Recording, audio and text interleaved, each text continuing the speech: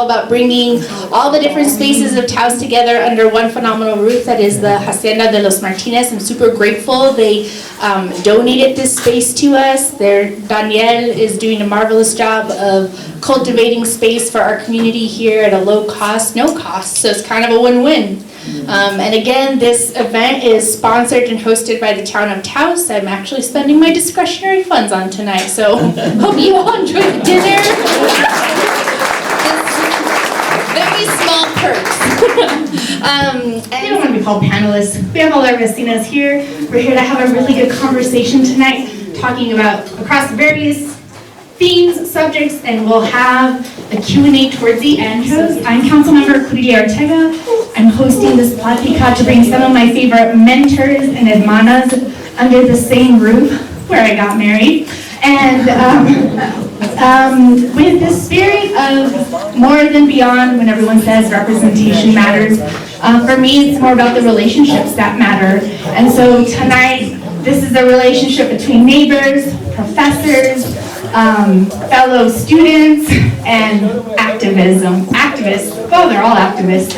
And so I'm just really happy that you all get the chance to be here today to watch how relationships in northern New Mexico have continued to inspire across generations, as you can see. So if no further ado, we'll go ahead and start introducing ourselves.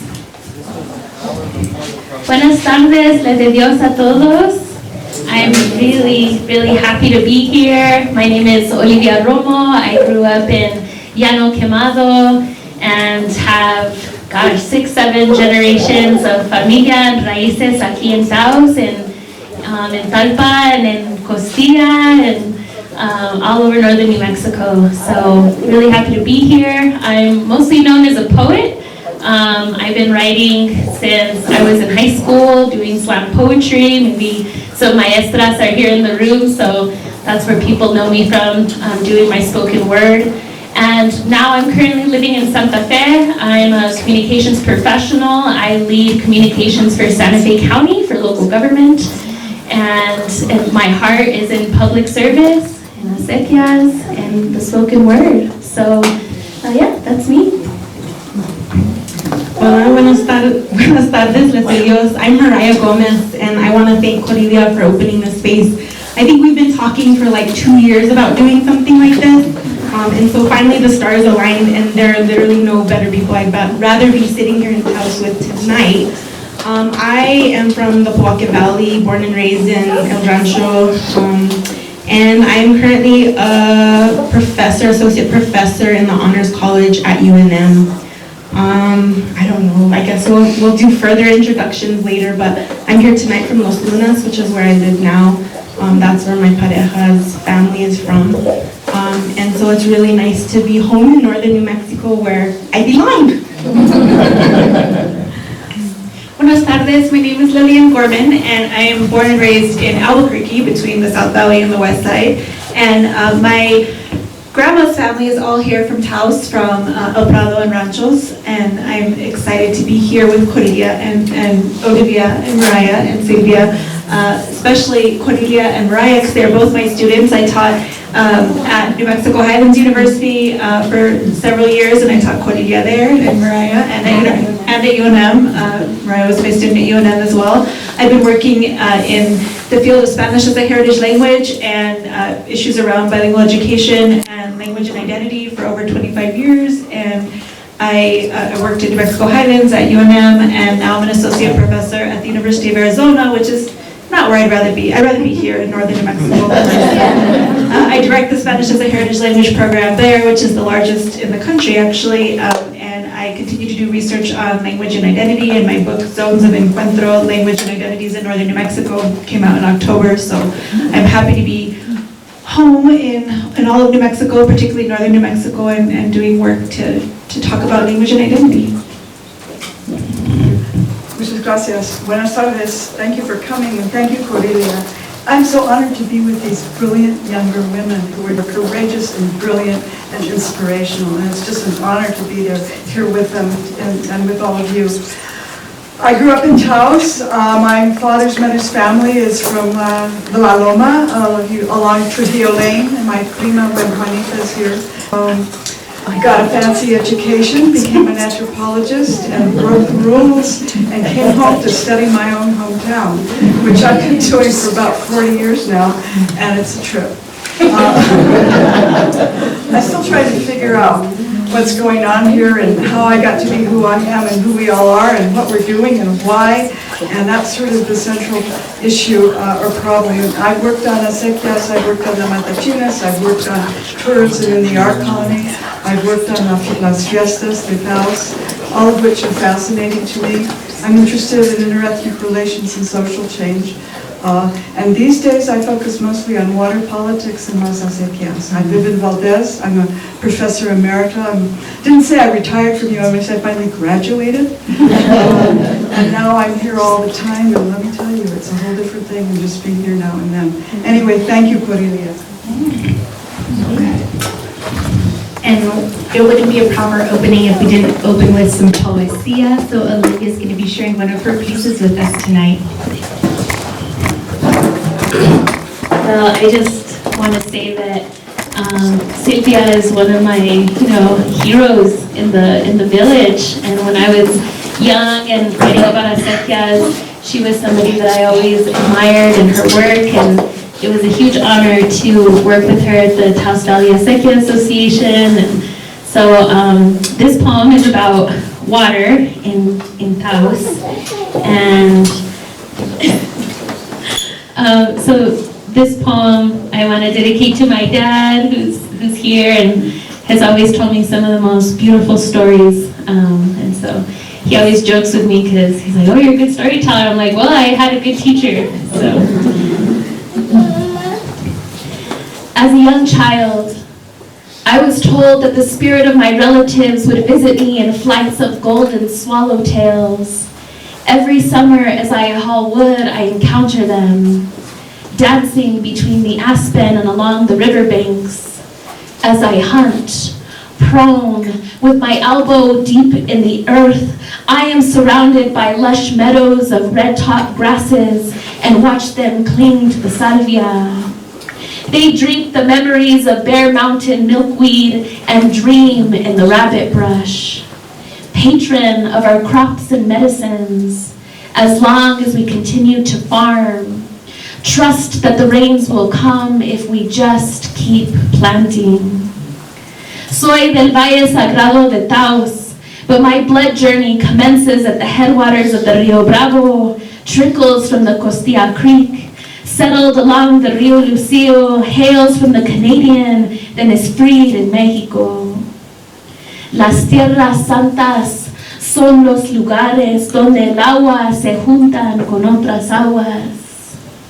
But you see, my water has never agreed.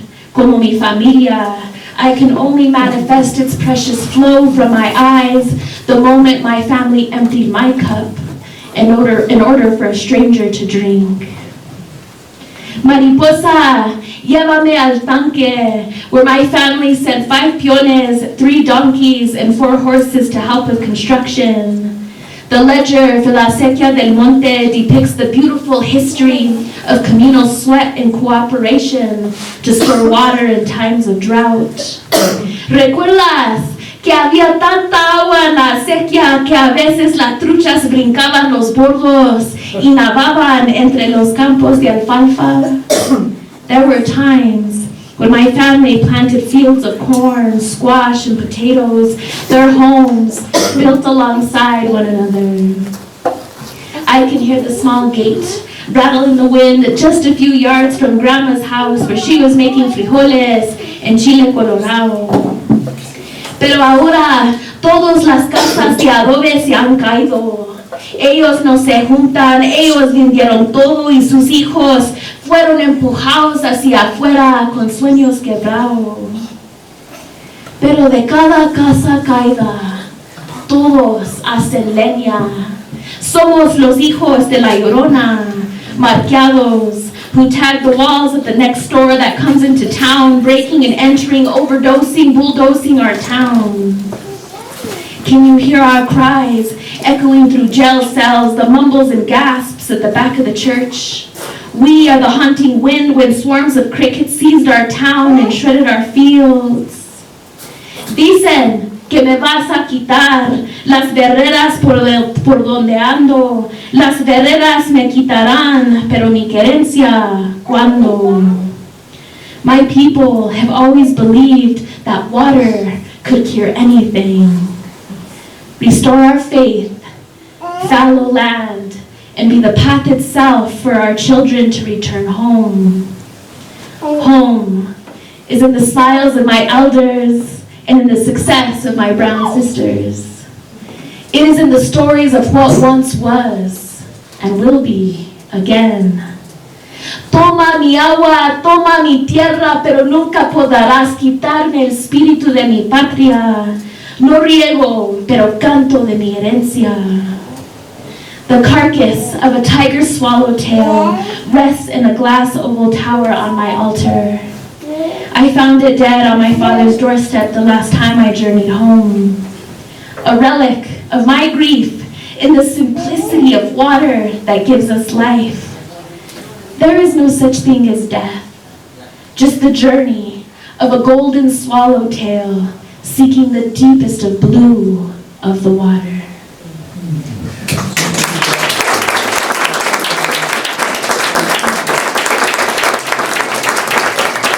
Appropriate given the metamorphosis and change. All of us up here in the iterations of ourselves from high school, college, and now this version of life, this chapter, which I think we're all in different chapters. And so thank you for that opening. It's a beautiful entry.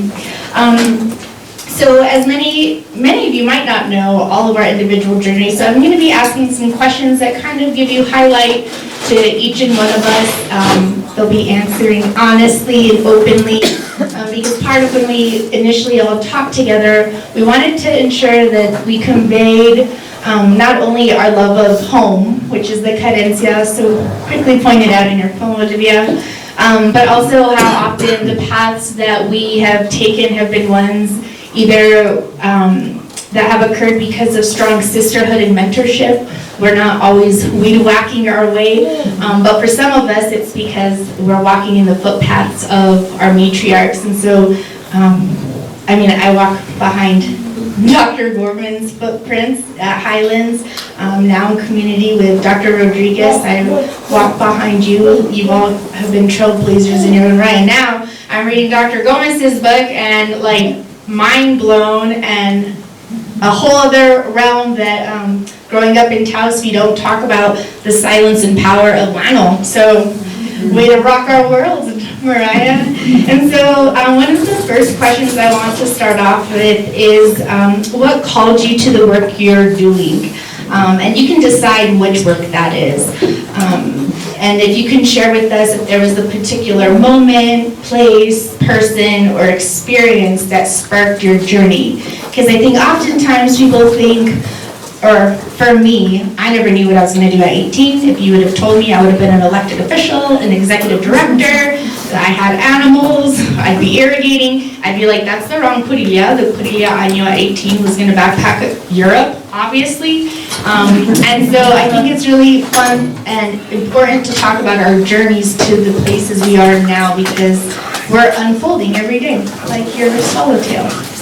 Sure, and the question is just what called you to this work, and if you can share a moment, place, or person that sparked. Is this working? There have been many turning points. Maybe I'll start with three. One was my senior year in college. I read a little article by an anthropologist who spent some time in TAOS, who had some strange roots, I think, connected to TAOS Pueblo, called the tri-ethnic trap. It was the first true thing I ever read about TAOS. I won't go into that. But there's much. Another was when, after being educated in the anthropology and spending a year in Mesoamerica, I came back to TAOS and saw it with new eyes, and saw that it was just as complicated and as exotic and troubling and as colonized as the places that anthropologists usually study. And I realized this is what I want to understand. Another was when I was teaching in California, I got a phone call from Richard Rosenstock, who was a civil rights lawyer, who said, we want you to will you be an expert witness in a water rights transfer case off the Ensenada ditch? And I said, oh, well, you should ask Myron Jenkins, you should ask Mary Ann Stoller, I don't know if I can do this. He said, we want you. So they flew me out, and it was a trial that was held in the famous courthouse. And it was about a water rights transfer. And I gave testimony based on work I had started in the Rio Hondo watershed. And actually, they won the case. And it was on what the social and cultural impact is on a water rights transfer on an acequia. It became a famous case that was reversed because it was based on the statute and it wasn't retroactive. But that was a turning point for me because I realized actually I could do something that makes a difference and that matters to people. And one of the most incredible things, and these were the people who were with Tijerina and who had broken with Tijerina. And they were all there in the courthouse, all of these ancianos. And this woman came up to me afterwards with crumpled dollar bills. And she says, we want to pay you. And I said, I didn't go to school to take your money. And that was a turning point for me, and there was no turning back. The acequias came to me, which is one of the greatest honors in my life. And now I work for, with, and on acequias.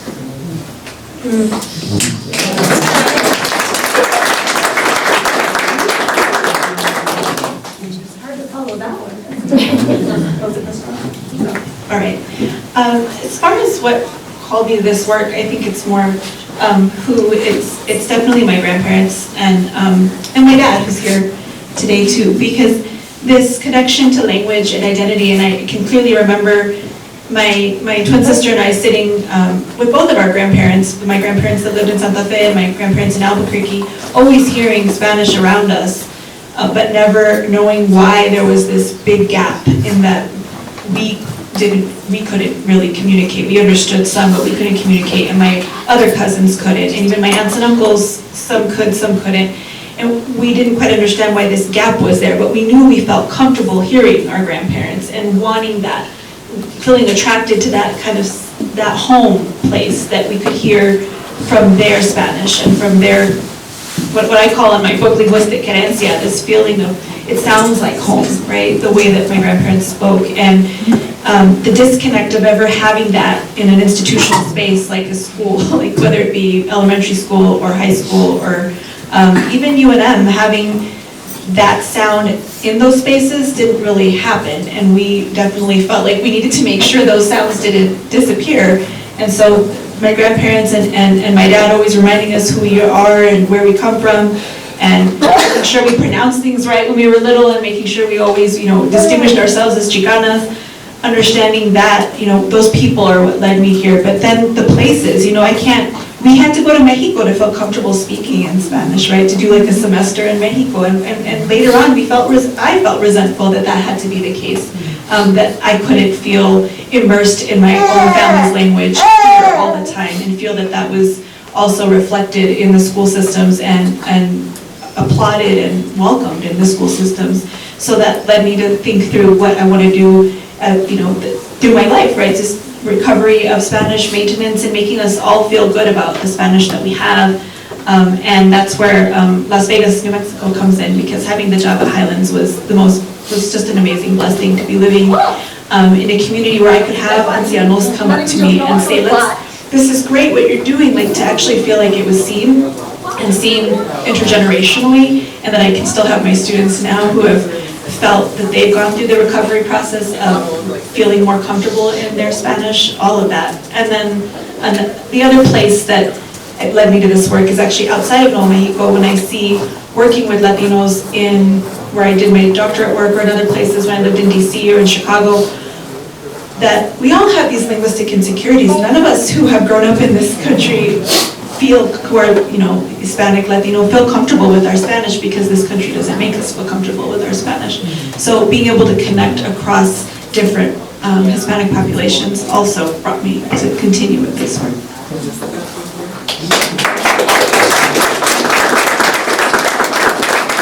I'm going to try to fill in some gaps here and try to keep it quick. We have a long night ahead of us. in a good way. I started my college career at UNM not wanting to be at UNM. And I was lucky enough to have Lillian as my instructor in my first 2 Spanish courses in college. I didn't take Spanish in high school. I don't really remember taking Spanish like at all growing up in school. I ended up transferring to Highlands after my first year, and luckily Lillian came. Cordelia and I were classmates at Highlands. There's other stories there. We got to be really close at Highlands, through Lillian actually. And so when I was getting ready to graduate with my bachelor's, I didn't really have any plans. I applied to 1 master's program at Lillian's urging me, and I remember starting off my statement of purpose as my one real goal in life is to reclaim my Spanish heritage language, which is still my goal in life. But it was when I was at Highlands that I first read Sylvia's work. And for me, that was I finally was able to see this Mano Mexicana writing about community.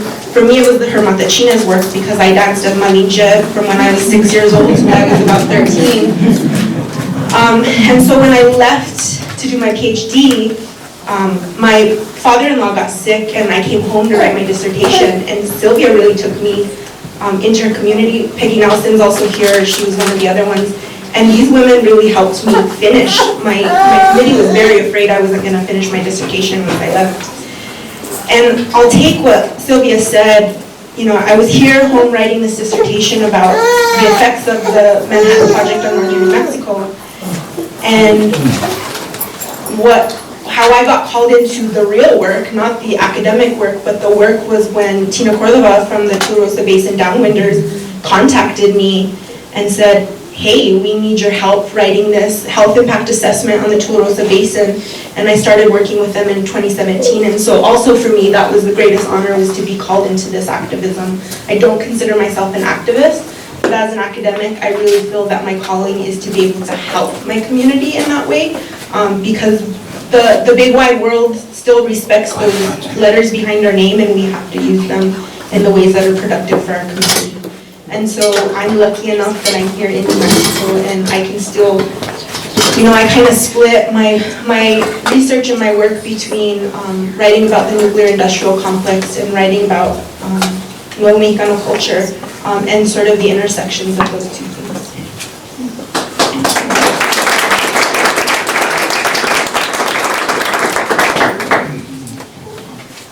For me, my start in the work that I was called to do for Las Sequias was through poetry. Being a young person growing up here in TAOS, I remember, I think it was actually Levi Romero that was working on a documentary project titled Going Home Homeless. And he asked me, I'm really looking for a young voice, a young perspective from the Sequia community who can talk about some of the issues that TAOS is facing. And I was like, I don't have a poem like that, but I can write one. And so I did, and it was featured in that documentary with some other young, incredible women from UNM who were doing work about northern New Mexico and the issues with gentrification and land loss in their community. And it was incredible to see how me just writing about my experience, in this community growing up, working the water, working the land, how that was a catalyst for me to do something about it. And so much later in my life, after graduating from the university at UNM and doing some agricultural work in the South Valley of Albuquerque, I was called to work at the New Mexico Acequia Association. And working at the NMAA was a powerful catalyst for me to be entrenched in community, meet some incredible leaders who had spent their entire lives, much like Ms. Sylvia, dedicating their lives to the land, to water policy, and to the protection of our agricultural communities.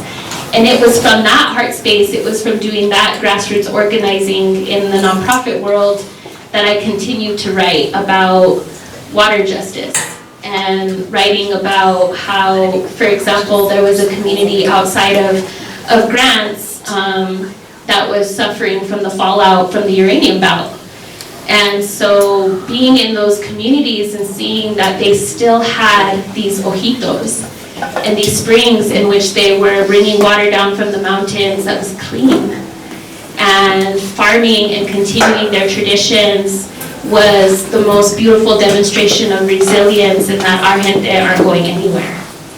It didn't matter despite the economic downfalls and hardships that our people had faced over many years.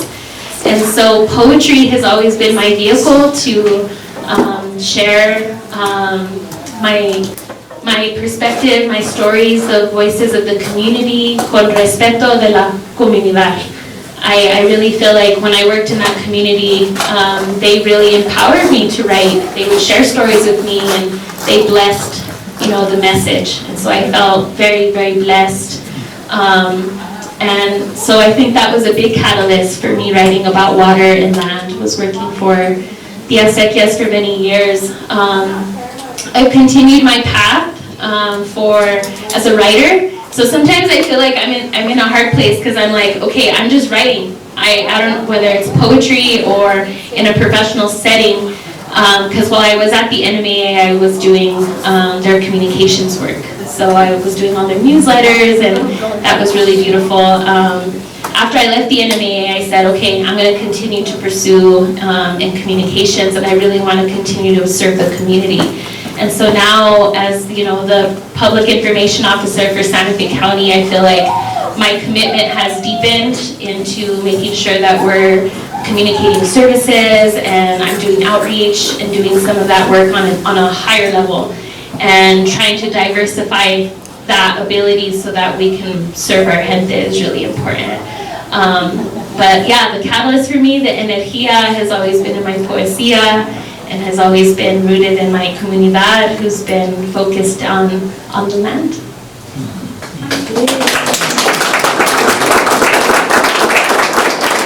I love that we all share it as land-based people with are rooted in place that it's like no shock at all. Like sometimes my parents are like, how'd you even think of that? And I'm like, well, everything that surrounds us compels us to use our voice, our talents, our skills. And so when I look at all of us, it's like, no, our parents should not be shocked. Our community should not be shocked that a bunch of baddies like us are willing to take this space, take out our elbows and kind of man-spread and hold it down. We're gonna woman spread it.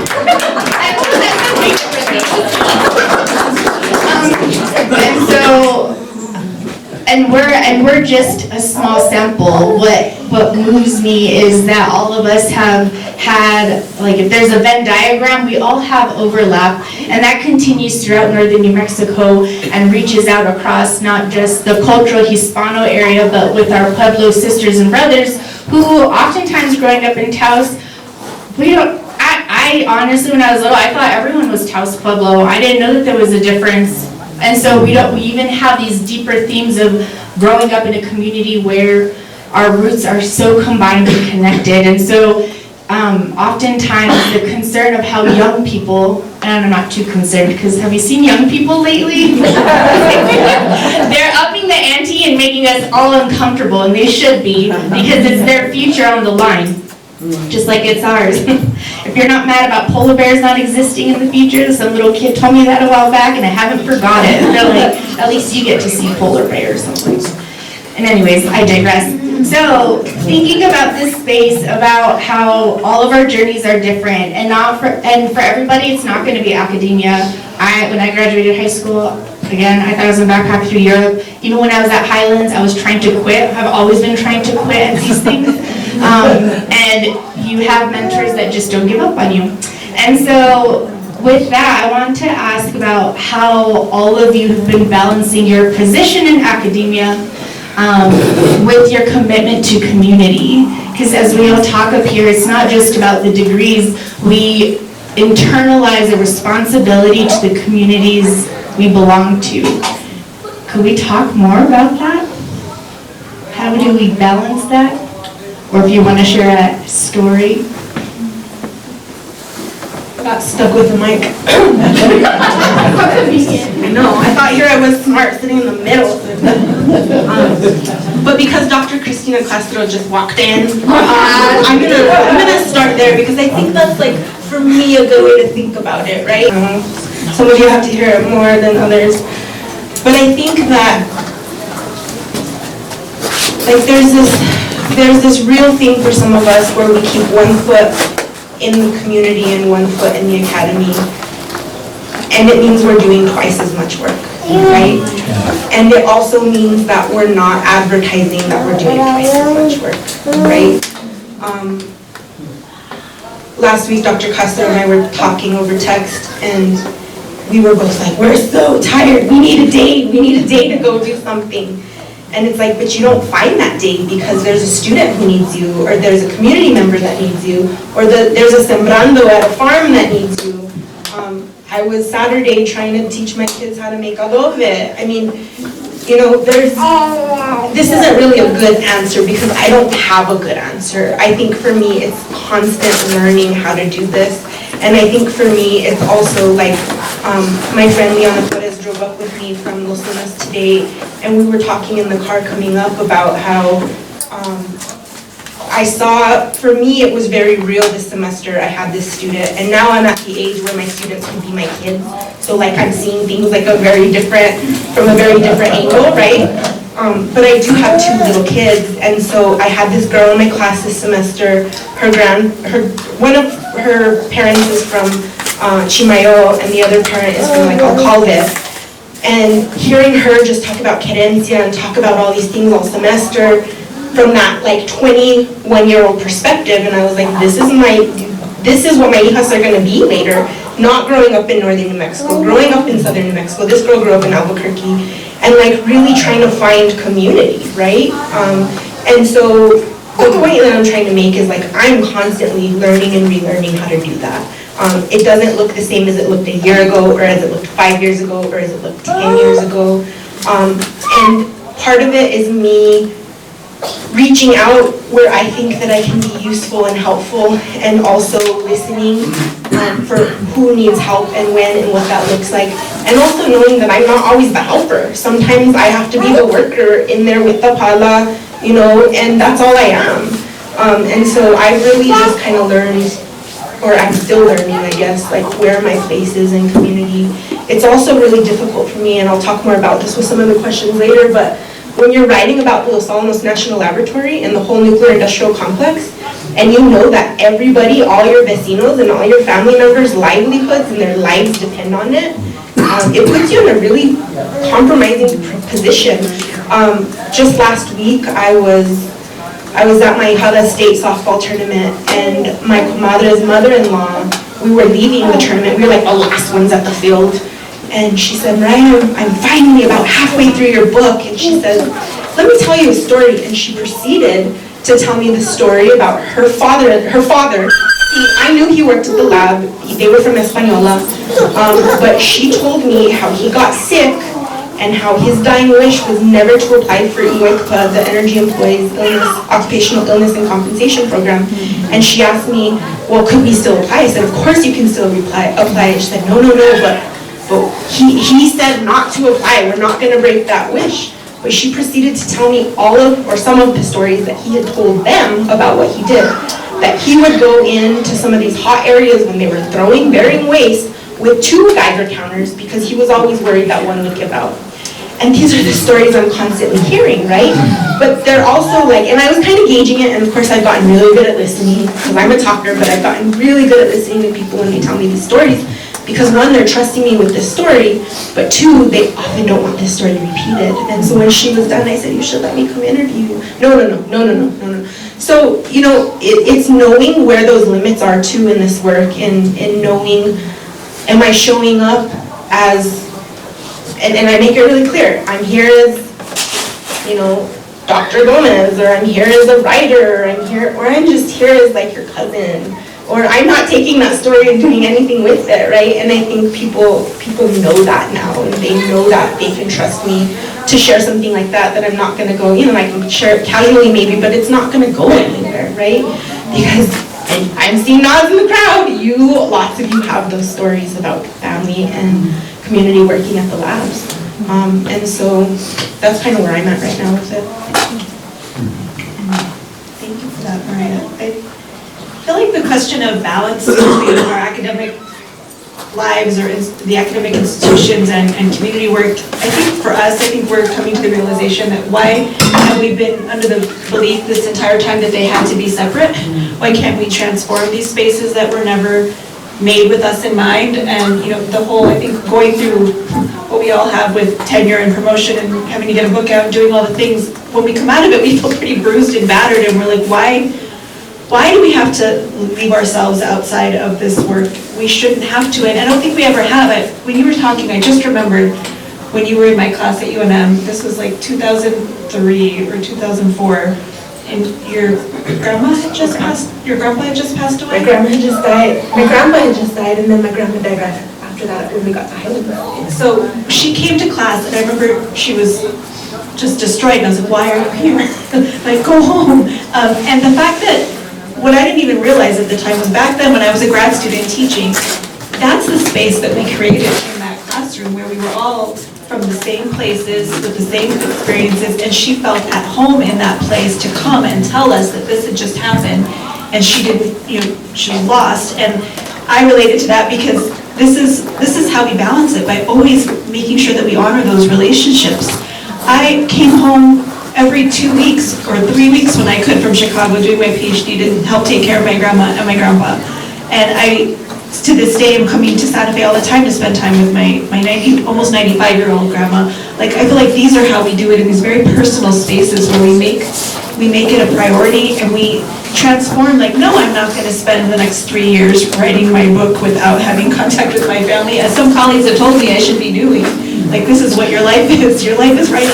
Like, no, it's about honoring our students and who we are, because we're all from the same communities. Even in Tucson, my students who are losing their grandparents or having a hard time with family issues or with community issues, this is the balance, the work-life balance. This is what transforming the institution is about. It's about us saying, this is how we want the university to build. This is how we fit in here. We build it around us. And Ryan and I always talk about how we want to create a new framework. Maybe we can't transform it from being inside this institution. Maybe we need to create no sé, la Academia de la Gente, or like there used to be Esteban Ariano's Academia del Norte, like something that comes from the people, where we don't have to worry about these white spaces that were created without us in mind.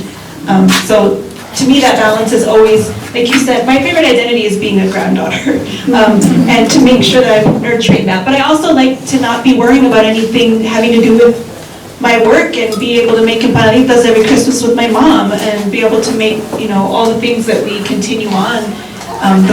The way you talked about kind of the way that you feel your ancestors when you're outside in the fields, like feeling them in the kitchen, feeling them as we're speaking and as we're hearing the languages and the ways that they speak. So all of that, being very aware of that and making time for that is the ways that I try and create the balance. Even though, again, I think it's an impossible task because these institutions were never built for us in mind. I grew up in TAOS in the 50s, and when a lot like teenagers today, I couldn't wait to get out. I wanted to get out as fast and as far as I could. I went to high school. I was a scholarship student. I was also a generation that benefited from affirmative action, and we stood on the shoulders of the scholars who preceded us. But we had an opportunity, which I didn't through college or graduate school, but when I got to UNM as an assistant professor in the 80s, there was a critical mass of Chicano faculty, and it made all the difference. And it was Nuevo Mexicanos, who they had been brought home by a couple of legislators who talked to the trustees and said, it's time to integrate the university.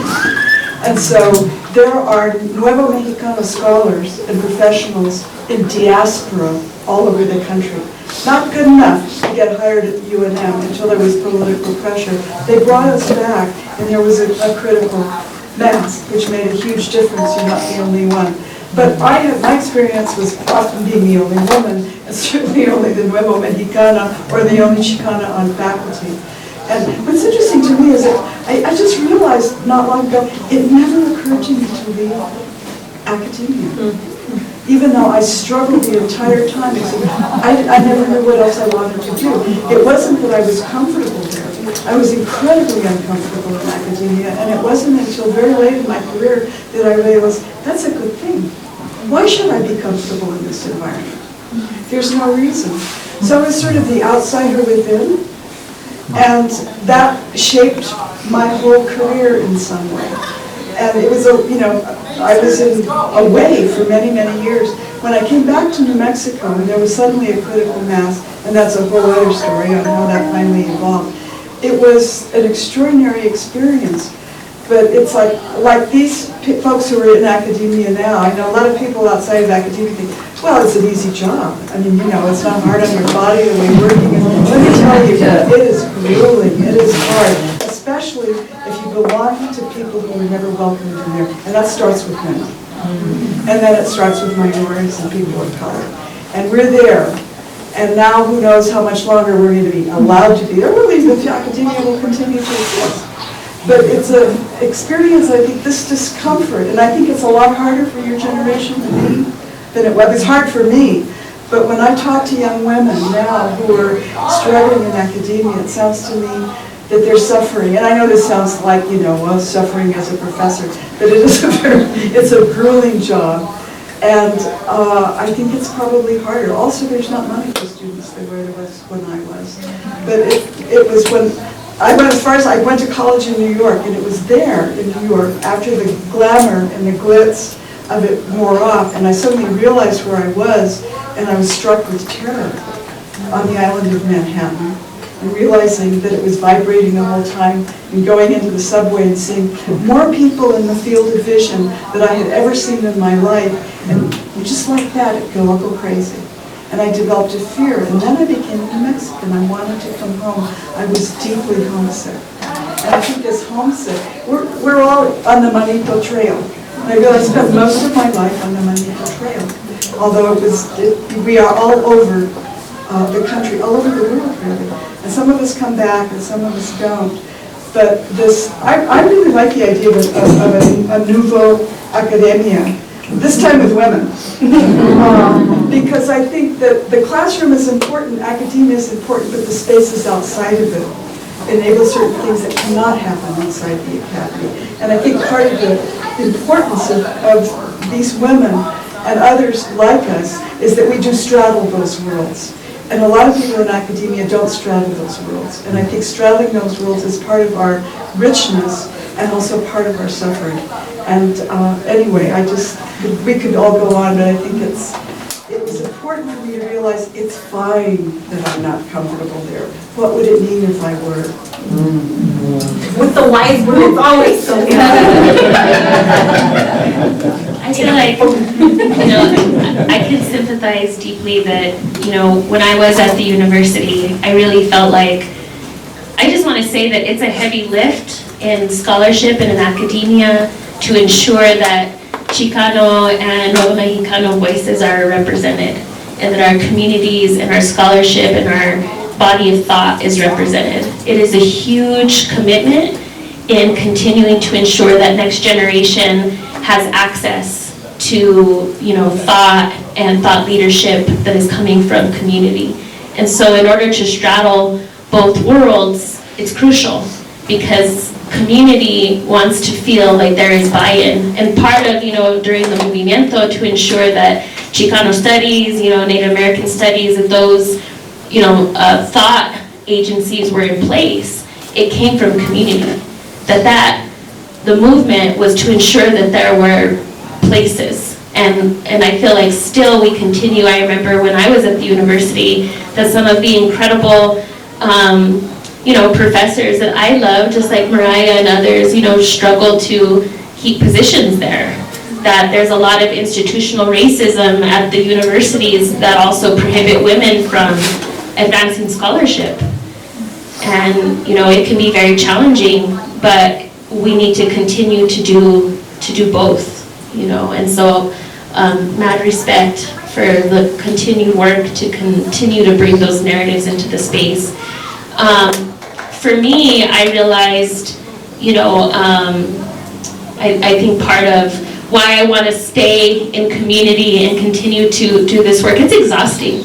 I want to, what Mariah was saying, like trying to do so many things at once. I think a lot of the mujeres, right? I think of Querencia, she's like, oh yeah, I have the job and, being on council, and I feel like as women, we're juggling the multitude of things in our community, keeping the table full, keeping our familias going, having the job and continue to extend ourselves into our traditional and cultural spaces, and to continue to arrive, to organize and do the extra thing. But I will say that I think what's really essential is doing it within community. I recently worked on I was telling Dr. Rodriguez, I was working on a documentary project with some community members, and I literally had to take time off of work. Like, I have the full-time job, and I said, okay, I'm gonna work on this documentary project because I want to ensure that our community is engaged and that we have an opportunity to tell our stories. And so the balance was, okay, I'm going to take off of work and head into San Fidel to do some interviews and to do some local storytelling. And again, getting behind the gente, getting behind our elders and saying, okay, knowing my place. Am I being a poet at this time? Am I being a writer? Or, am I an advocate in this space right now? And so ensuring that I don't need the spotlight in that moment. Even though I got the opportunity to, like, we want to do this documentary. I'm like, no, you need to speak with Mr. Liantafoya. Because he's the one that's been living in this community along Route 66. It's not been glamorous. There's been a long history of disenfranchisement and, racism. And the Chicano representation in that documentary needs to be in the eldership. That's where that needs to be rooted. And so I think it's whether we're in academia or we're doing cultural projects or projects for our own writing, I think we're always, balancing the extra thing as mujeres doing this work. The journey between earning your degrees, in which I had one mentor say, Querencia, you just need your MS, like those 2 letters are gonna open your world, and me being like so resentful to that, be like, every year I'm at college is a year I'm not in Hondo, and I was like always homesick and always coming back every weekend. I could not go to Christmas, I could not go to Albuquerque, and I went to Nicaragua, and I wasn't homesick then. But I think that's a lot of what young people have to decide when you mentioned going home and being homeless, is that a lot of our families, like, we do move. There is movement. I'm fortunate that my family's still in place, and that is a privilege. Anytime life is hard, I can be there.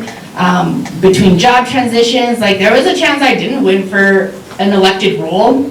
It didn't matter if I won or lost. I was going to still have my family either way.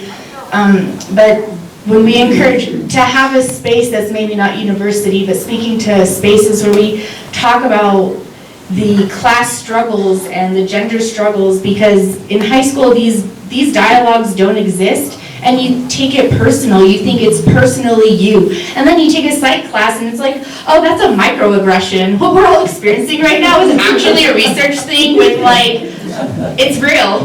We all feel this way because it's actually real. Or, oh, you're feeling like an imposter? Guess what? That's, like, super true too.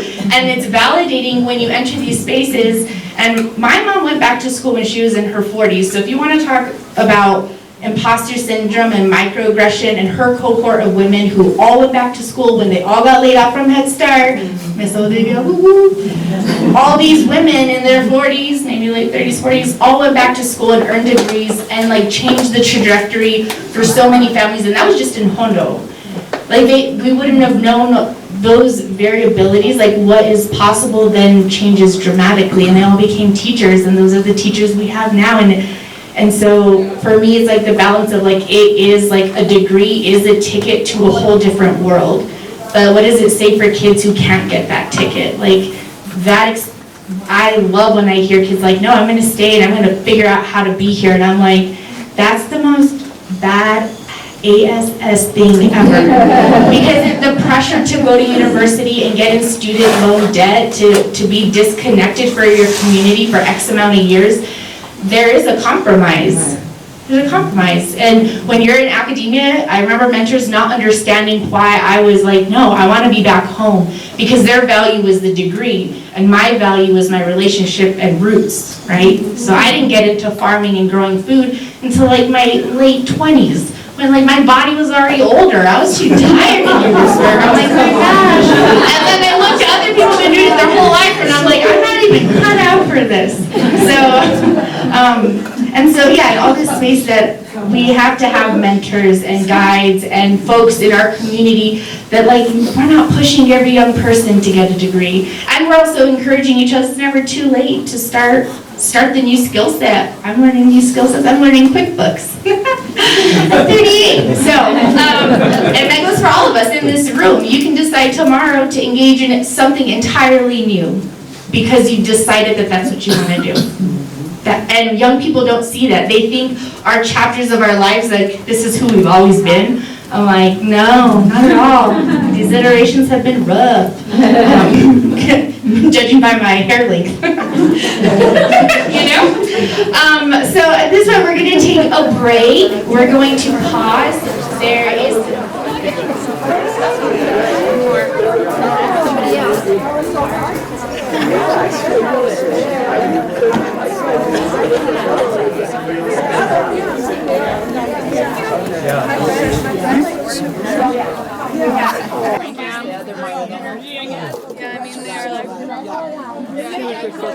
Yeah, they're from that group on the show.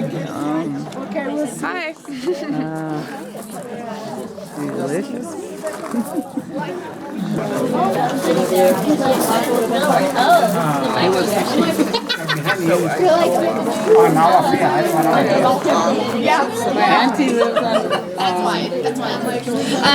And so, just so you all know, this is hopefully the first of many of these platicas to come.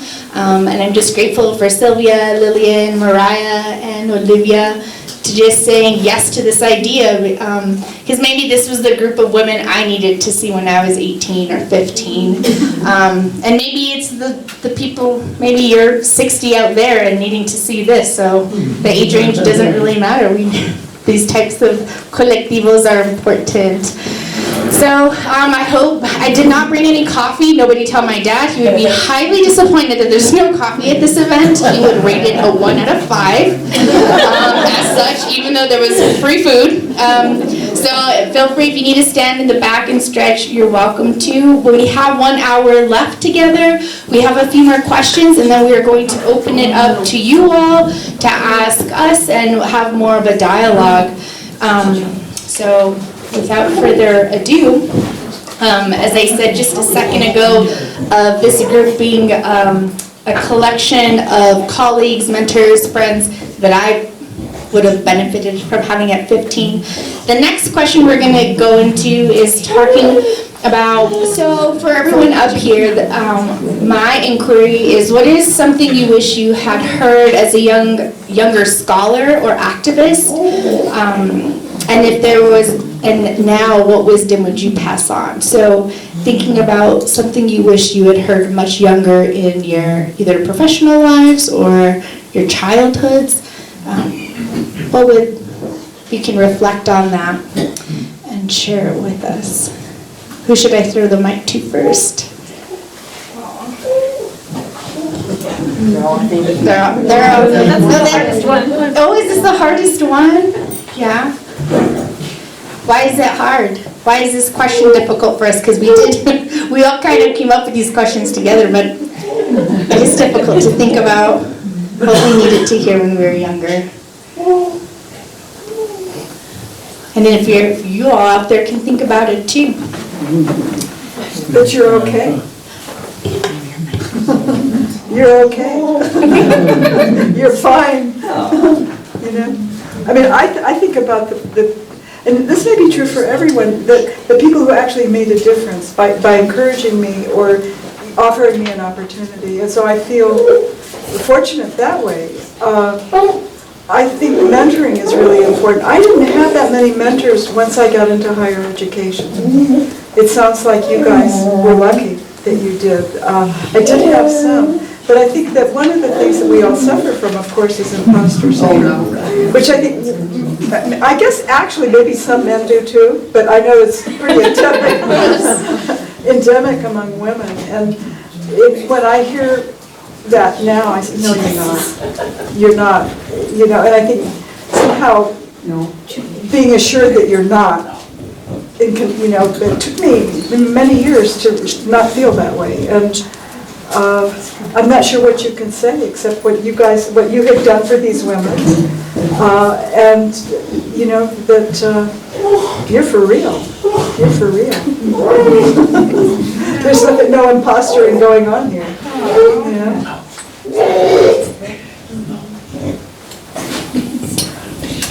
I guess I recently did some programming. I do programming and workshops for young people and young writers, and something I always will tell them is, it's okay to not know what you want to do.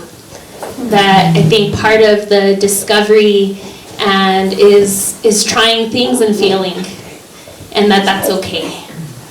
Because I think a lot of times, we get a lot of pressure as young people, like, oh, this is the path, no te rajes, no? Like, you're going to go to school, or what are you doing? Like, are you going to make money? Like, what's your plan? And I think to tell our young people that it's okay to slow down.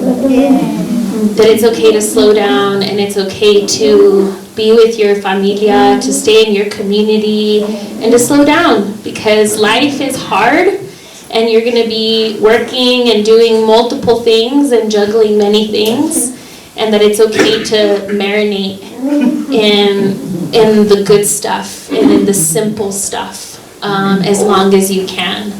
And to be thoughtful about how you're going to invest your life. Because something I'm realizing as I get older is I can't do it all.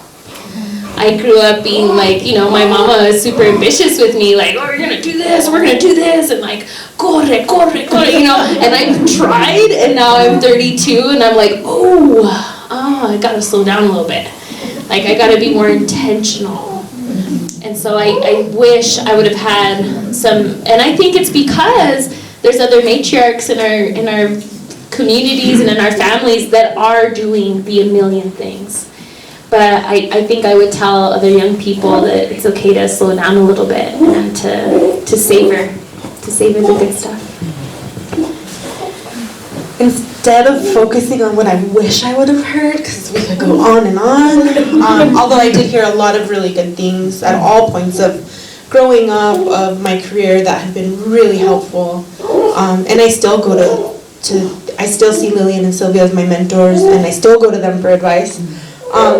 But I'll focus on two other things. One that I heard pretty recently, it was actually at my book launch event 2 years ago. It was, speaking of matriarchs, a TAOS matriarch who has put in years doing work organizing around Los Alamos National Laboratory. And the room was packed, and afterwards, she was one of the first people I went to say hello to, and she said, Mariah, but I need to tell you one thing. Stop calling it anti-nuclear work. You have to call it nuclear safety work if you want people to hear what you're saying. And that has been really important. Those words were really important, and I continue to hold Elder Kathy's words with me. The other thing is the thing that I constantly tell my students, and maybe it's because I needed to hear it, I don't know, I guess that's what we do, right?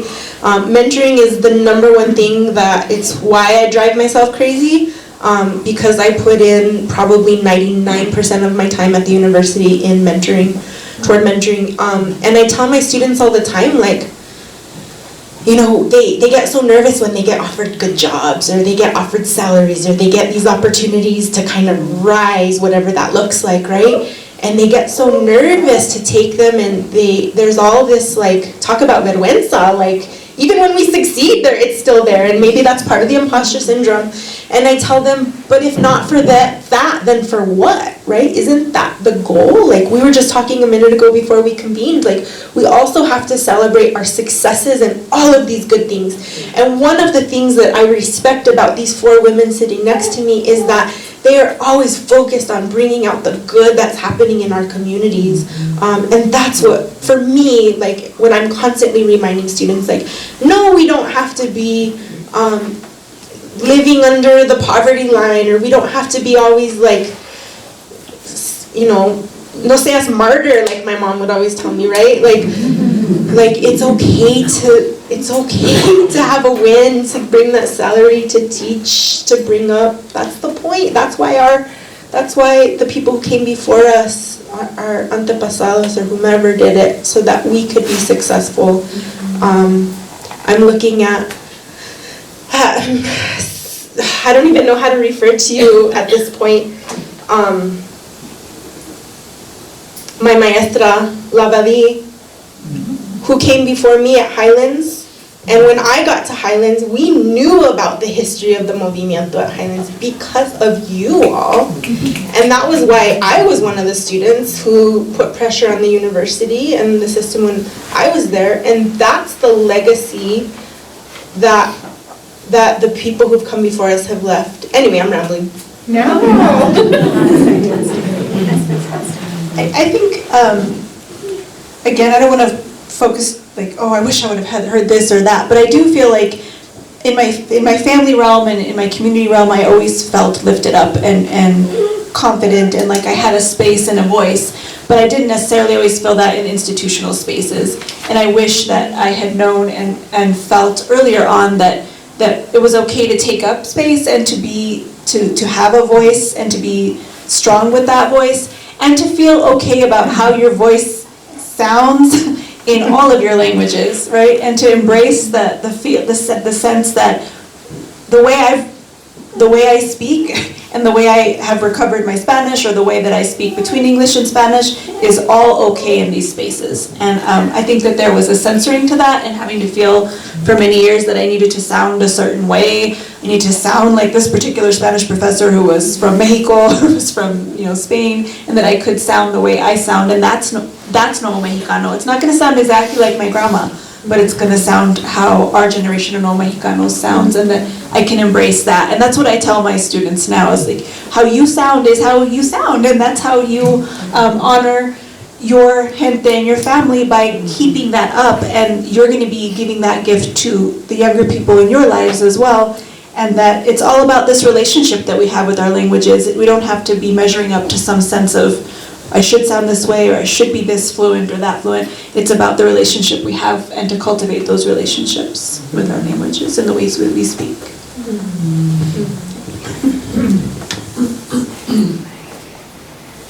Oh, it's already on. Oh, just kidding, it's my For me, growing up, I wouldn't say that the support was explicit. I think it's just an expectation. And so when you get into harder and harder realms where you look around and no one in the room looks like you or sounds like you, and then you call home and not everyone at home understands why a master's degree is like not undergraduate school. Like, I didn't know what I was getting myself into. I had a mentor who was like, you're gonna do this, you're gonna get an MS, like, you're cut out for it. And like on week 3, I was like, hold the phone, no I'm not, nope. And so we have to build family in all these different areas that keep us rooted, right? That's my home base. But then I needed sisters in academia to be like, no one here feels like they belong. That's just what it is. Otherwise, I would have been the person to quit and stop trying, because my parents weren't gonna know what to say. Like, they knew I could do it, but they didn't know how I was gonna do it. I didn't know how I was gonna do it.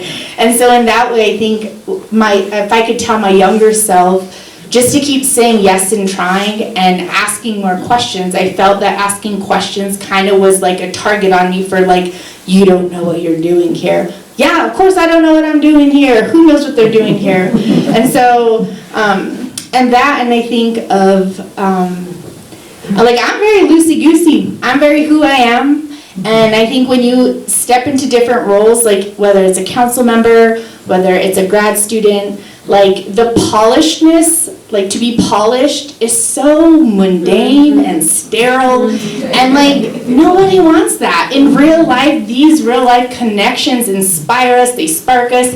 Like if Olivia was any less Olivia, you wouldn't light my fire, girl. Like if Mariah was any less Mariah, her book wouldn't be, it's taken me like 6 months just to read 30 pages because you're blowing my mind. That's right. No pun intended, I'm sorry. But like, and so even at this age, at 38, we still have to keep validating to each other that like, you're gonna do this the version that you're gonna do it. And everyone in here, I'm sure if you, with a show of hands, like who has a mentor? Who in here has a mentor? This is not a rhetorical question. If you have a mentor, raise your hand. Right? And then who in here is a mentor? Yeah. I like how like some of the older people are like, no. If I raise my hand, I'll get assigned another one. But that's the reciprocity, because now I'm 38 and I'm not a niña, I'm not a baby anymore. I've stepped into this mentorship role now because there's younger women behind me who are like, how did you get elected? And I'm like, that's a great question. I do not know how I got here. And so I think all of us speaking to different ages of who we are in this room, in this space, that all of us have the capacity, if we're willing, to be a bridge for someone in whatever regard that may be. Because research is a total different calling. Like I could not be called to do research. But it's important when I read your texts, when I read your books, like what you have done for communities to have a focal point so that we can always look to somewhere where we know this is true for us. And it's been true for us. And excellence exists when we're loosey-goosey. But we're also taking things very darn serious. I don't know who said earlier, but the lifetime of people committed to this work exists. And sometimes we think it only exists in academia. Oh, they've been researching this for 30 years. Miss Luisa out there was talking about her dad had 50 years of acequia paperwork all filed away and organized. Like, that is valid. That's valid. But you're not going to hear that in a Psych 101 class. I guess I'm wearing my Psych to rate today. My darn psychology courses. Before you move on, I just wanted to add, because you were talking about mentorship and reciprocity and how, you had hermanas like us, but I want to emphasize, like, you as a student, I just have this vision of you coming into my office with this Sesame Street shirt on. I remember it was like, I'm from the block. And it was like, or I'm from the street or something. And it was like, Sesame Street. I remember you were like a freshman. But having you and having like the community built with you and your brother who worked at Highlands and your mom who was in my classes, like we built familia, and it was a mentorship that happened the other way too. Like it wasn't one way. Like it went the other way. It made me feel at home at Highlands and in Vegas to have those communities.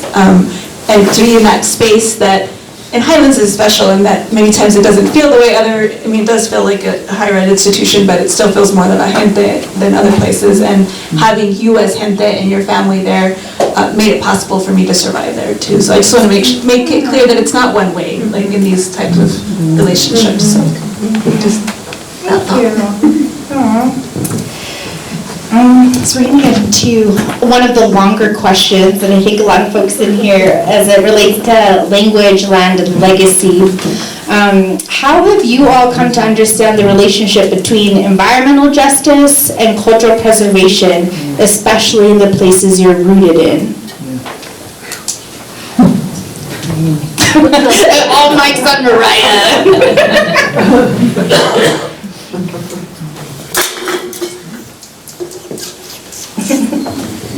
It's like I've been thinking about these all day, and still, it's a tough question. Recently, I realized that I still introduce myself as being from El Rancho in the Poake Valley, and I realized that I haven't lived there for like 22 years now. And that's kind of a hard thing to come to terms with, right? But also, I think that is a strong connection or a strong it's another way of framing and talking about Querencia that we're not really doing right now, in terms of like, earlier Sylvia was mentioning like Manito Trail. Sylvia and I also had this conversation about sort of these prodigals or prodigal children who kind of are coming back to community after being away, and they're the ones continuing tradition and upholding cultural practices.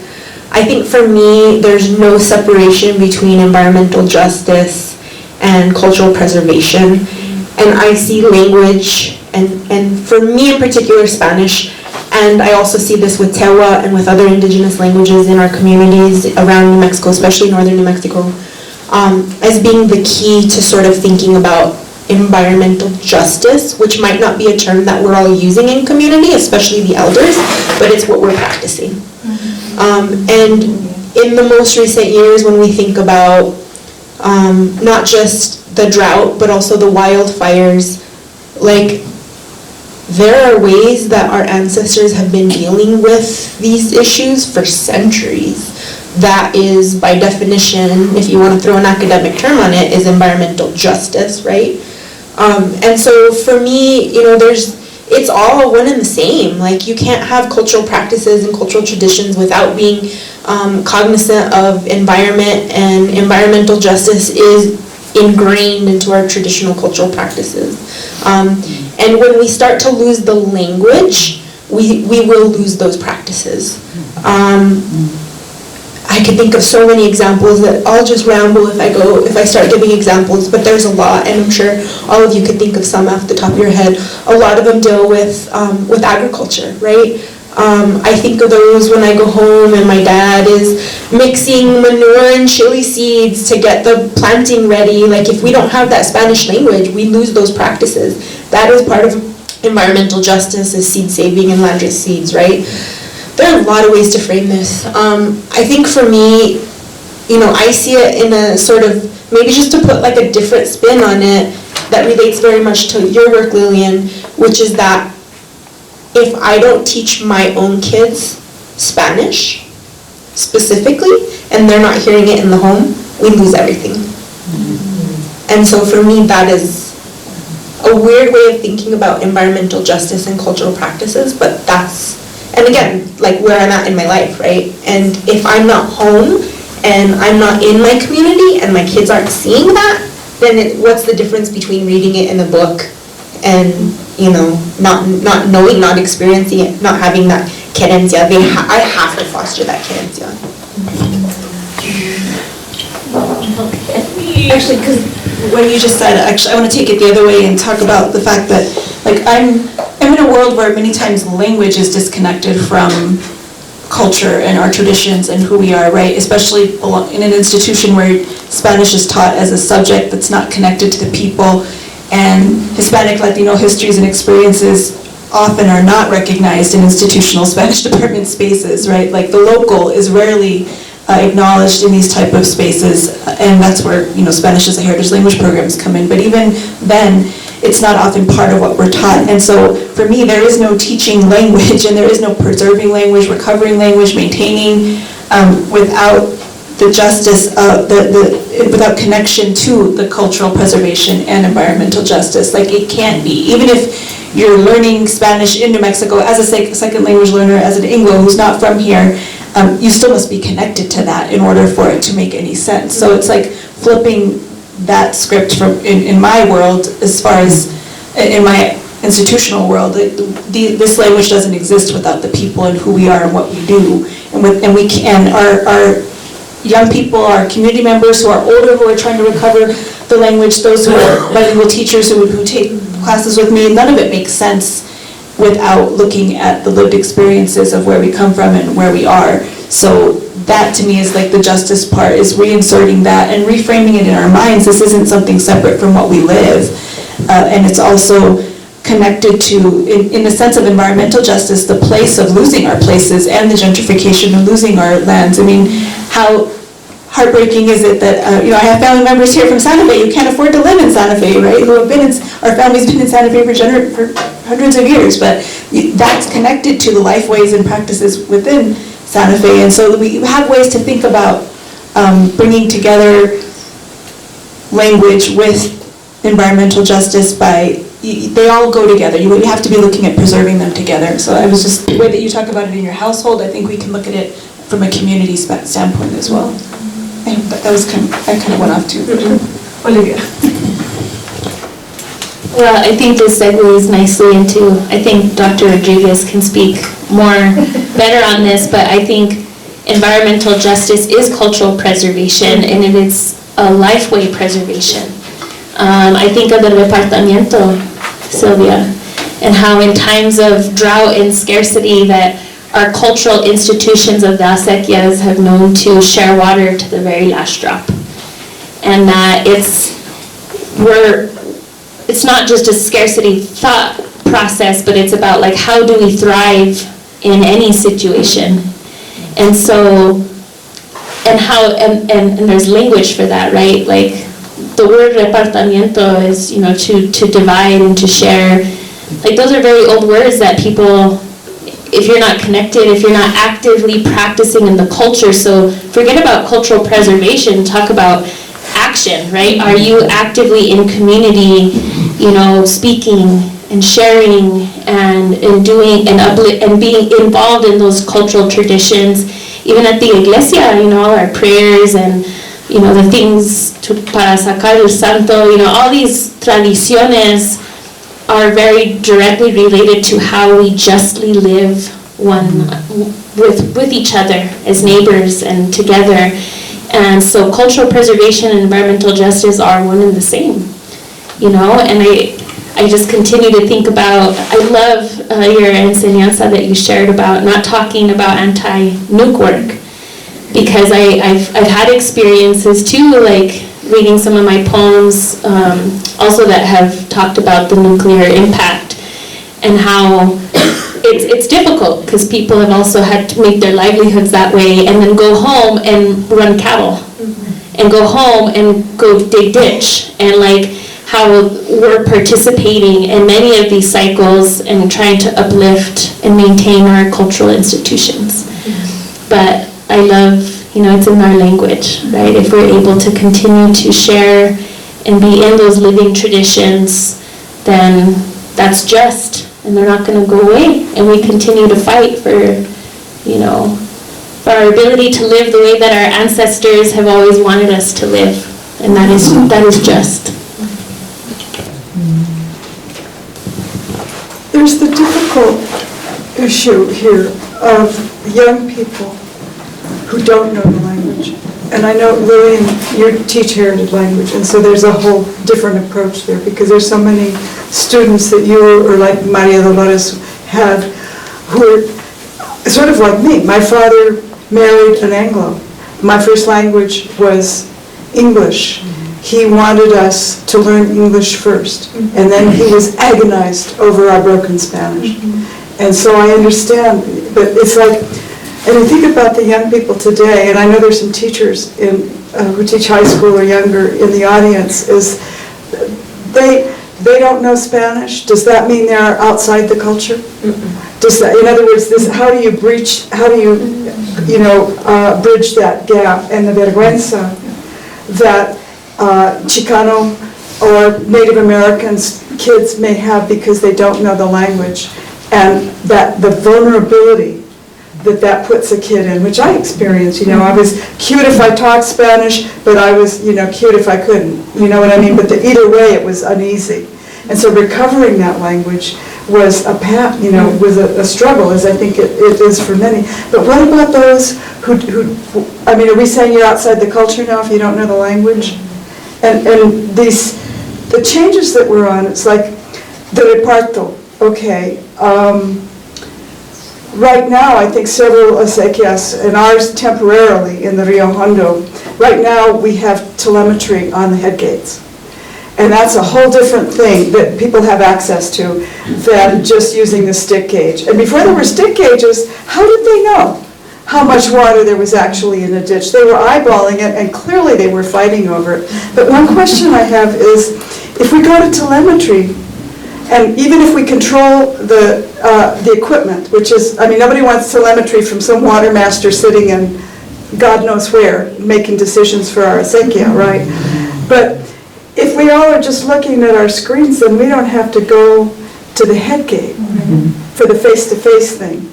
And so, I mean, what does that mean? You know, that we're losing the face-to-face because, and yet telemetries, I mean, the technology is good stuff, you know, if we control it, right? But of course, it's been used against us from 1907, is it, according to Mary Elaine's book? You know, so the whole notion of the prodigal. And there are acequias now where most of the parciantes or the commissioners are Anglo. And I know people who say that doesn't matter, and I see people say, if it's gringos, I don't even want to go. And so it's like, I don't know, I don't have an answer here, but these are issues that we're faced with, and it's like, I don't call it cultural preservation, I call it cultural survival.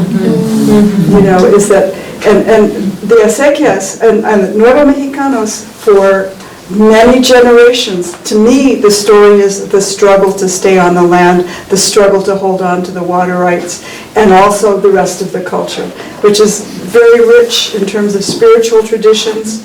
People have to struggle sometimes against the church to actually maintain their spiritual traditions. If a priest doesn't like, you know, that you're doing too many processions or whatever. So there's this constant struggle, but the situation is changing. And I wonder about these young people who are on their phones all the time. I mean, what is their sense of place? Because they could be anywhere, right? And I'm struck by a family that's very famous in Los Cordovas for their attachment to place.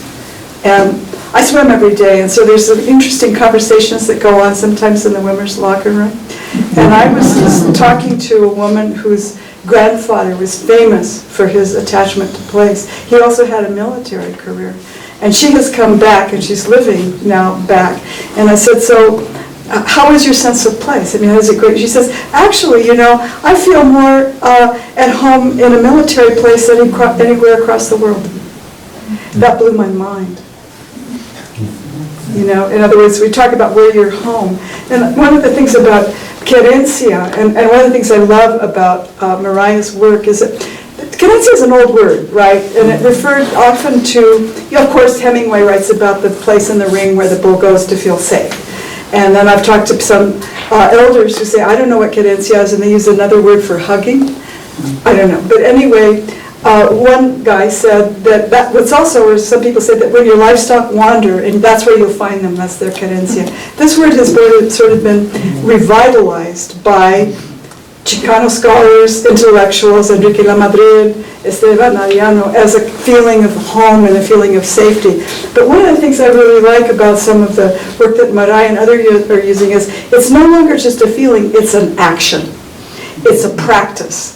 In other words, Querencia as a form of resistance, Querencia as a form of decolonization, as an agentive kind of thing. And I really like that idea, especially with the assault on place that's taking place. And the fact that we are faced with what's happening, with what has happened in Santa Fe, which is, it's become a city of millionaires, and gentrification is forcing people out. It's hard for anybody to hold up. Texas is a really hard place to live. Unless you're very rich, it's a very hard place to live. And the Querencia, I think about, whose Querencia are we talking about here? You know, is my, you know, in other words, different people have an attachment to place. Who has a monopoly or a patent on Querencia? I don't have answers to these questions. These are things that come up a lot. So I wonder about these things. In true fashion, always leaving us with more questions than answers, Dr. Silva. That's all. That's all.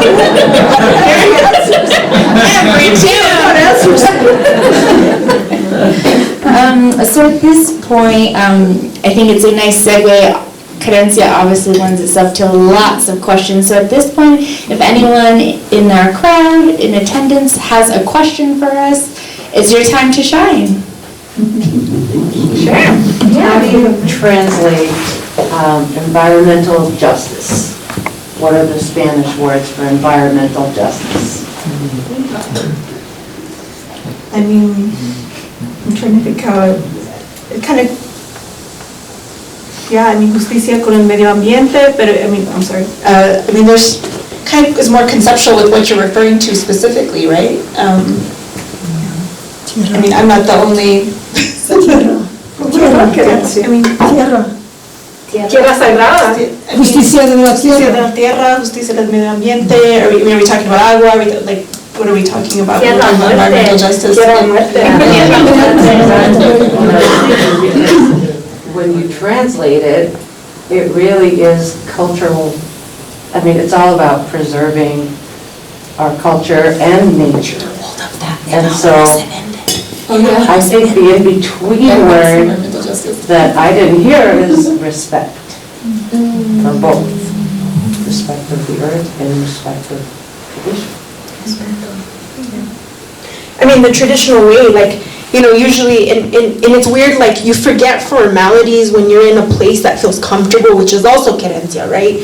But, you know, oftentimes when we start events like this, it's always con permiso y respeto, right? And that is how I have been taught to go into community, con permiso y respeto, and I think I write about that in my book. The other thing, and not a Spanish translation, but one of the things that Sylvia, of the many things I'm constantly quoting Sylvia about, she writes about the moral economy.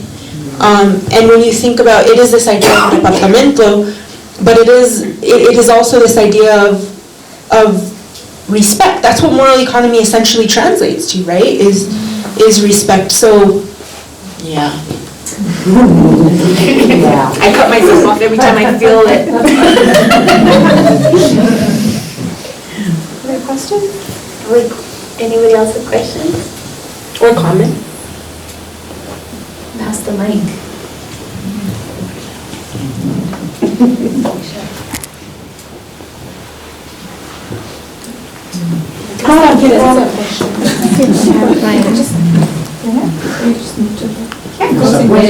Liana, question.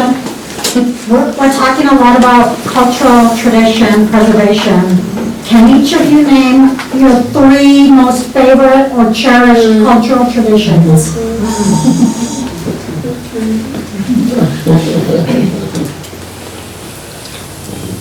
Mine are all food-based. Mine are making empanaditas with my mom and with my grandma, making molletitos with my mom and with my grandma, and making bizcochitos with my mom. My cousin in Vegas, we talk about the need for an empanadita hotline at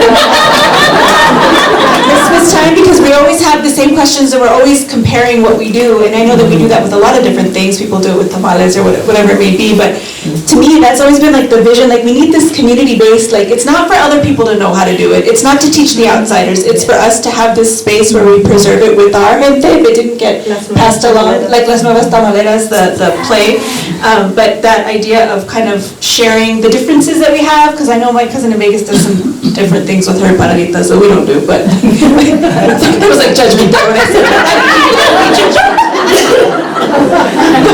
But there's definitely like this desire for us to have this space where we can pass this on and share our knowledge, or why did they come out this way, what did I do wrong, type of thing. So yeah, those are my 3. I can think of like the very quintessential Mexicano traditions, but I'm gonna go a different direction, I think.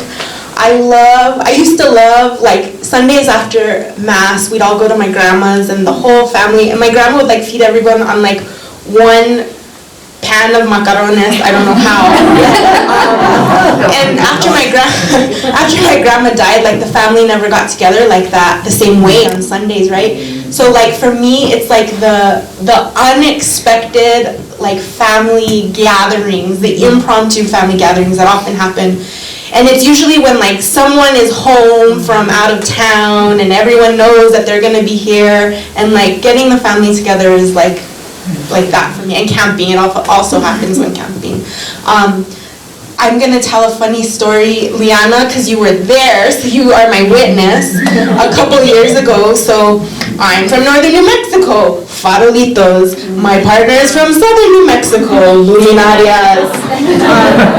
And so when my daughter was 3, she hadn't turned 4 yet, and we had gone to, they do a really beautiful, and they're all real bags at Valencia campus in Los Lunas, the UNM campus. And we were walking around, and my poor 3-year-old was so confused, but it was also like really, I don't think it was on the Feast of Nuestra Señora de Guadalupe, but she called them faralupes. And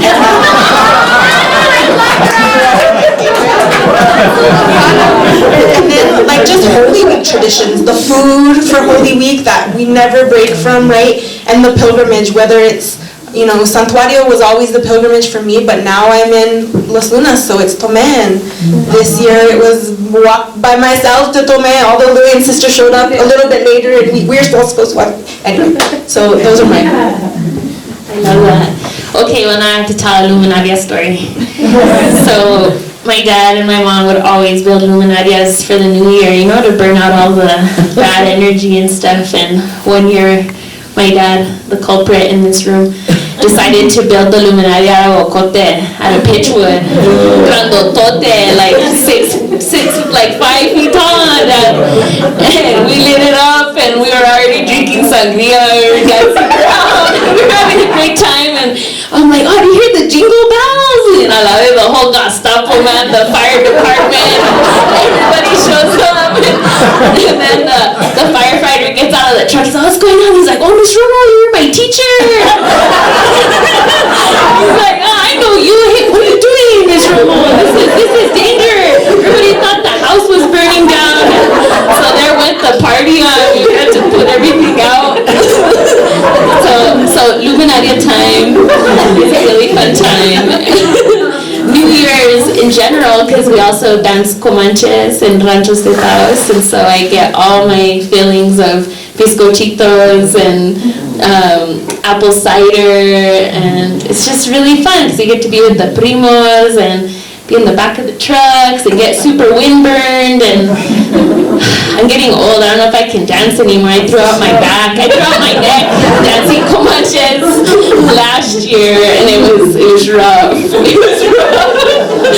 So that's one of my favorite is and then the blessings of the acequias. I think for Dia de San Isidro, I actually brought some cards because I was in San Fidel, and they have a really tiny acequiacita, okay, not like the ones we have here in Taos con mucha agua, but there's just such a beautiful time of coming together to bless the water, right, and to I still remember when you used to take me to the iglesia in Las Colonias, and we'd sacar el santo, and those are beautiful, beautiful traditions, and so those are my favorite. I would say in all my family practices, always a prayer before the meal. And I don't like pray out loud much, but it's still my favorite little moment because it's always unique. And I just love that, like this morning, my dad, like his prayer was grateful that I was there. Like, in what world, like, do I? He also still makes you breakfast. He still makes me breakfast. He makes everybody breakfast. When my mom went back to school, he had to learn how to cook, and men can adapt. Turns out, you want to eat, a man can feed himself. Yeah. So those, when you're at a table and there's a prayer and everyone there is sharing in the moment, what some would call meditation, some would call a higher power, like. For everyone, it's just different at the table, and that's still important to me as a practice. I would also say harvesting apricots. My family's like super unhinged when it comes to apricots. Like it's like cover the trees, it's gonna freeze. It's like just a lot of movement, but when they all survive, I love our ability to harvest. I think like last year we did like 300 pounds of apricot. So we process and we dehydrate, we blend. I'm like trying to be the Tia that's like doing like traditional cool things, making like fruit leather. I'm like, guys, it's just blended up, dehydrated apricot. Just eat it. It's delicious. I love it. And then one of my favorite memories as a child, and this is something like it always gets my heartstrings because we can't recreate our childhoods. Like as much as I love where I'm from, like I will never create the childhood that was gifted to me. But my grandma had these amazing weeping willows. There's like 4 of them around her house. She had acequia, she had wild plum, and my tío Carlos, They wouldn't take the girls fishing, but we would have these huge fish fries, and all my cousins from Santa, Burque, everybody would come to Hondo, and we'd have a fish fry, and it was just all your favorite people on earth eating fish. I was like, I'm even a huge fish fan, but, and I can't recreate that for my nieces and nephews. I'm trying to learn how to fish, it's horrible. It's like not fun at all, and then you have to explain to them that going fishing doesn't actually mean catching fish. You're going to the drunk people. I know! Well, my uncles didn't teach me, so for me, that signifies a certain point in the summer, right? Like there's a high enough water, there's a lot of fish, it's very seasonal, and so it's that, late July, and everyone's hot, tired, and there's mosquitoes, and there's just lots of good food, so I think the season of that is something I'm trying to recreate for my nephews and nieces. I'm not doing a very good job, so whoever wants to take me fishing, let's do it on the real Hondo. Yeah. But thank you for that question. What is don't eat that fish. Don't eat that fish. Well, yeah. Well, we don't catch any fish, so that's a good thing. But also, I have a lot of little boys in my life, and they want to learn how to do all these things, and they have a lot of aunties who are trying to figure it out at 38. I love Modis. It's so hard. Yeah. Well, you don't want to make adobes. They want all these things, and I'm like, and that's, I think, part of this conversation is there's so many practices that not all of us were taught. Like if you don't grow up with it, and you're reading about it, and you're doing your best to re-engage and to grip what's left. And then there's always like a cynic in a room, I'm like, that's not how you do it. And I'm like, no, I know. Obviously it's not how you do it, but it's the way I did it. Yeah. And I think that's relatable. I think for young women in northern New Mexico, the gap that exists with land-based practices, because we're relegated to a lot of the homemaker roles, which is just as important and vital. I wish I could make bizcochitos and tortillas, but it's not this lifetime. So I'd rather be outside. But I think all of us share that of like, it's on us, and it's a heavy, like in all the joy, it's still very stressful. Like, am I doing enough? Like, do I know enough? Like, 1 and 2 generations after me will still remain. Para Modis, that's all heavy. I know. There are 2 of them that I write about in my book, and of course one is the reparto, which of course ideally is this great thing, but when there's water scarcity, I wrote about reparto as in my book as sort of the ideal practice. And anthropologists make a difference between ideal practice and real practice. Ideal practice is what people say they should do, and they'll tell you that's how they do it. Real practice, real culture is, there's ideal culture and real culture is what they actually do when things are tight. And to see that in 2018 was a real eye-opener for me. And yes, they did manage the reparto, but it was not, it's sort of like making sausage, it was not pretty. And one of the things that, and I think that reparto is the essence, really, of managing a commons. Respeto is at the heart of the reparto.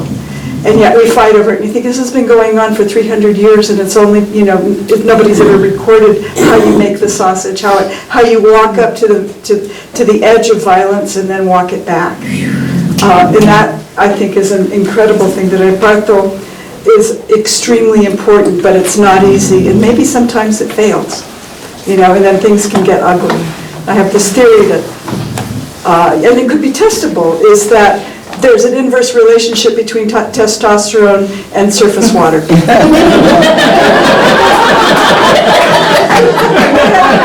there's not much surface water this summer, so watch, it's in the air. Bumper sticker. Another thing and I also write about is the procession. And I was raised Catholic.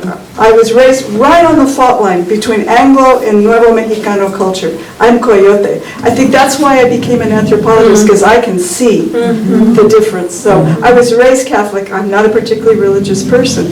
But the whole thing of procession and what it means to actually walk together through space, carrying your saints, singing your alabanzas or your alabados.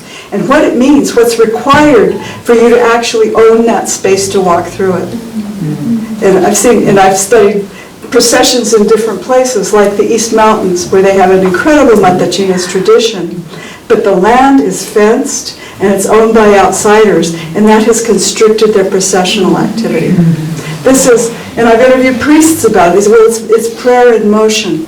But there's no middle ground. You're either in a procession or you're standing and watching it.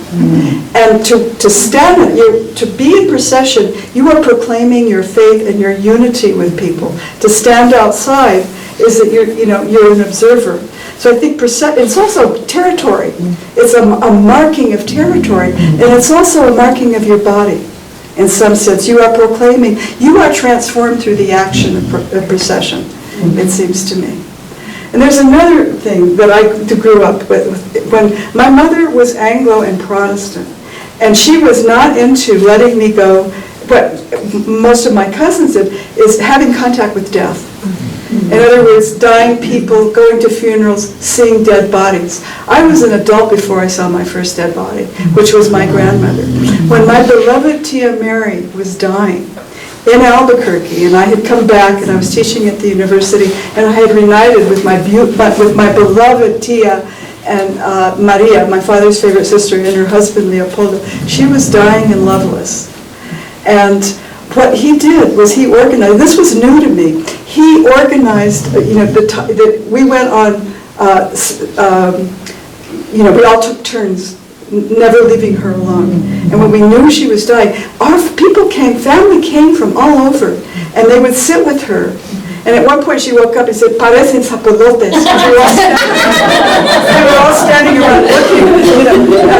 But the way that he coordinated that, and people would come and sit and they would tell incredible stories, and then they would gossip about each other. Don't leave her alone with him because he'll take her rings. Stuff like that. But it was this incredible experience that was for me transformative, to be so intimate with the process of dying. And I had never actually gone to the funeral home afterwards to help put makeup on the body. And the Anglo in me was horrified that I would do this. But when I did it, it was so comforting. And it was so intimate to do that.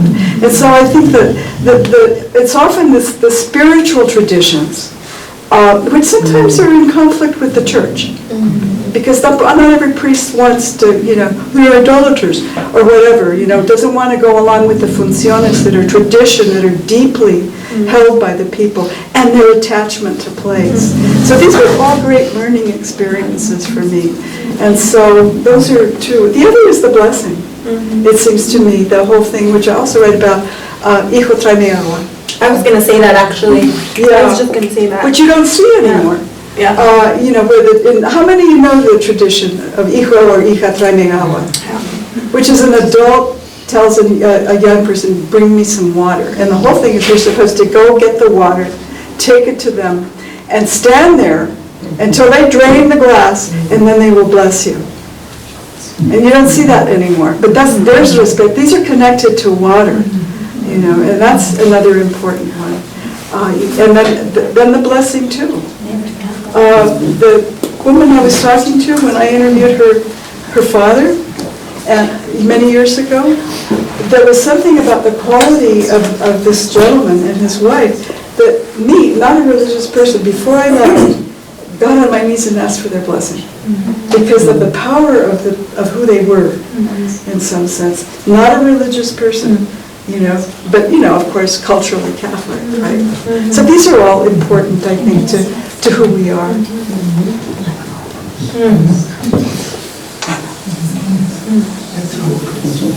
You want to say something? I'm just taking it in here. Any last question, inquiry, comment?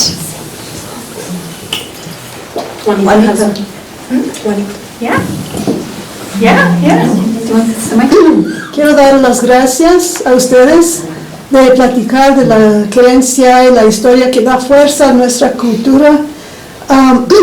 Puedo pensar de los muchos jóvenes con que trabajo, que muchos tienen deseo muy fuerte, pero no no pueden, muy tartamudos, no pueden decir los pensamientos que van a decir. Y trabajando con las acequias, estoy pensando también de los ancianos que trabajan con la pala, el agua, trabajo. Me da lástima porque hay mucho, yo sé que tienen hijos y nietos que también quieren mucho, pero estoy preguntando, ¿por qué no están trabajando? ¿Por qué no están levantando la pala para meterlo con el agua? Esa es parte de la querencia. It's the work of querencia. It's not an easy thing. So when someone talks about it, it's important to see that going through the generations. You know, I'm talking about the acequia where I see a lot of the elders that are really committed to it, but the hijos and the grandchildren they've moved. You know, maybe they're living in Albuquerque, maybe they're living in Santa Fe or somewhere else, but it's part of that loss that that thing of holding, putting your hands in the earth and letting the hand just sift through your fingers and planting the semillas, that's an experience that is very profound, and it's just something that really is part of the querencia that we really need to pass on. I'm not a gardener, I tell you, I cannot plant a garden, but I'll try. I'm good, yo soy pastora, I'm good with animals, but I try to plant anyway, because that's part of it.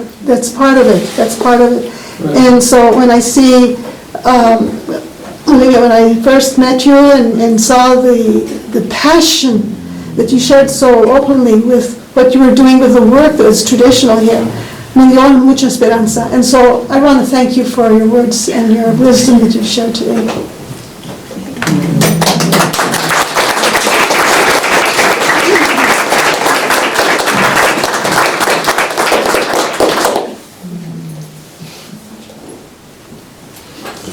I think it's like 7:06.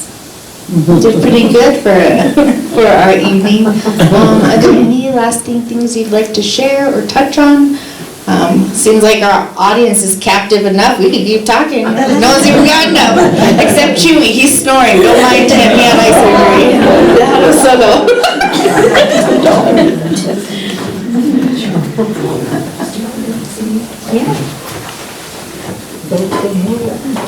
Lillian has some books for sale. And I also have some spoken word CDs, and I'm asking for collective prayer as I work on my first poetry anthology. It's been a lot of work. Not done yet, but yeah. So whenever you think about me, say a little prayer and say, Olivia's working on her book, and we'll all will it into being. Yes. And Mariah has cards on her book, even though you can take them so you can purchase that as well. But we're welcome to visit with you after. Yeah. Thank you. Thank you all.